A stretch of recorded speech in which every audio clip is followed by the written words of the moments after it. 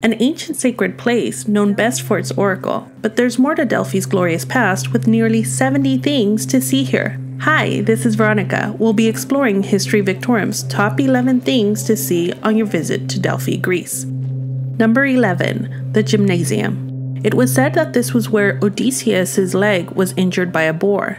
At the time that it was built, the Gymnasium was at the forefront of architecture.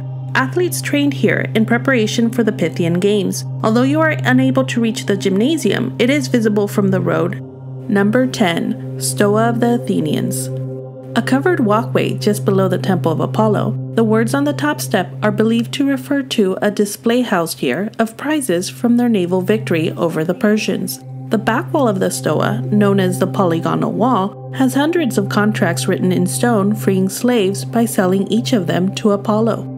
Number 9. Rock of Sybil. It was here that the Sybil prophesied the Trojan War. This is where the first oracle gave predictions in Delphi. The Sybil was the oracle of the mother goddess. Number 8. The Castalian Spring.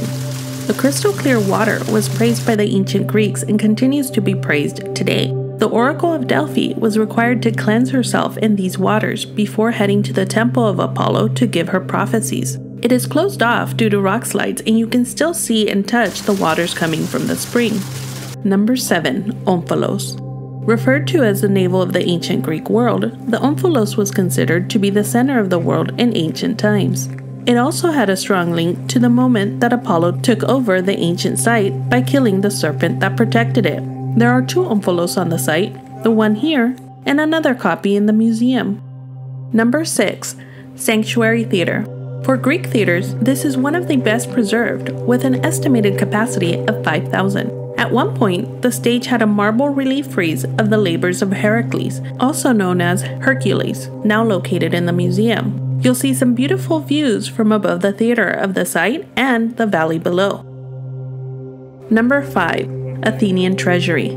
A building that stored offerings to the sanctuary of Apollo following Athens' victory in the Battle of Marathon. It is one of the most well-preserved treasuries on the site that was restored in the early 1900s. It depicted various scenes, most notably the labors of Heracles and Theseus.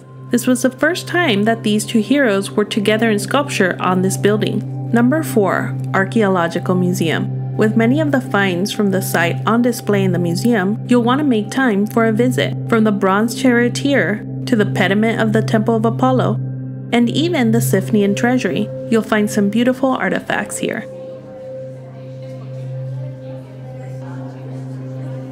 Number 3.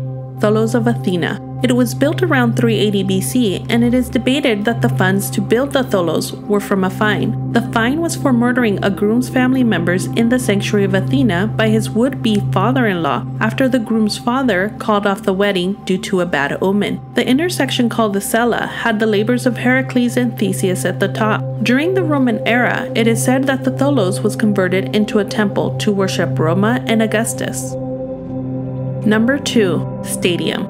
It was built in the 5th century BC, and part of it was built into the rock. One of the most complete stadiums from ancient Greece that hosted one of the sacred games, the Pythian Games. During the Pythian Games, held every 4 years, the stadium hosted the athletic competitions as well as the equestrian competitions. Number 1. Temple of Apollo. Where the most famous of the ancient Greek oracles was located, the Pythia, or oracle, was visited downstairs where she provided her prophetic words. Built multiple times, the temple was revered by many in the ancient Greek world. Our honorable mention is the Roman Forum. It is located in front of the south entrance to the ancient site.